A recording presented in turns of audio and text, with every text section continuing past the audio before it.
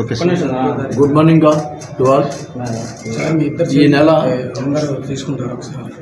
1వ తారీఖున 2, 3 ఒక 4 రోజులు వరుసగా DHPs అంటే పగటి నేరాలు జరిగాయి. పగటిపూట చందర్లపాడు మండలంలో లక్ష్మీపురం, కాండ్రపాడు, అలాగే నందిగామ, లింగాలపాడు, కోనైపాలెం, జగ్గైపేట. అంటే నందిగామ సబ్ డివిజన్లోని టోటల్గా 9 కేసులు రిపోర్ట్ అయ్యాయి. March first week and February middle of the February ఈ పండగలు ఇవన్నీ జాతరలు ఇవన్నీ ఆ టైంలో జరిగాయి. అన్నిటిపై మా సిపి గారు ఇన్స్ట్రక్షన్స్ మేరకు ఆయన డైలీ ఈ కేసులపై రివ్యూ చేయడం, దానిపై టీంను కూడా ఫామ్ చేయమని, ఆ టీమ్స్ ప్రకారం మేము ఒక 4 క్రైమ్ పార్టీస్ని మనకి అబైటెడ్ ఆంధ్రప్రదేశ్, తెలంగాణ వైపు, ఇటు గుంటూరు వైపు ఇవన్నీ మనం పార్టీలు పంపించాము. ఆ పార్టీలతో పాటు ఇక్కడ లోకల్ రోడ్ల సిఐ గారు, చంద్రపాడు ఎస్ఐ గారు, మా సిబ్బంది సబ్ డివిజన్ అందరూ సీసీ కెమెరాస్ మొత్తం అన్రూట్ నేరస్థలం జరిగిన గాంధీ నేషనల్ హైవే వరకు, అలాగే మన స్టేట్ బార్డర్ వరకు, ఇటు విజయవాడ సిటీ వరకు ఉన్నటువంటి సీసీ కెమెరాల్లో అన్నిటినీ చెక్ చేస్తే ఇతను ఇమేజెస్, ఈ దొంగల యొక్క ఇమేజెస్ అందులో క్యాప్చర్ చేసాం. దాని ప్రకారం నా సిపి గారు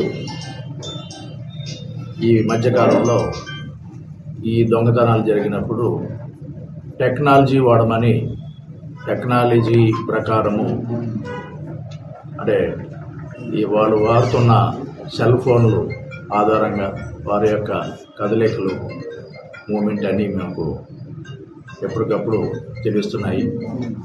ఆ టెక్నాలజీని కూడా వాడి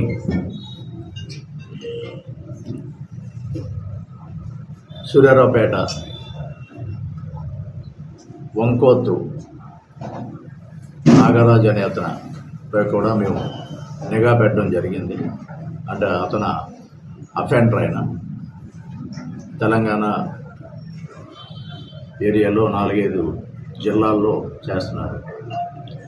ఆ ఇన్ఫర్మేషను తీసుకొని నిన్న సాయంకాలం రామన్నపేట ఆ పరిసరాల్లో కూడా అతనికి ఉన్న పాత పరిచయాలు, పాత ఏరియా దొంగతనాలు చేసిన దాని మీద ఇటు నుండి అచ్చంపేట వైపు అంటే గుంటూరు వైపుకు వెళ్ళడానికి ప్రయత్నిస్తుండగా అచ్చంపేటలో ఇతనికి అనుచరుడుగా ఒక మైనర్ బాలుడు ఉన్నాడు.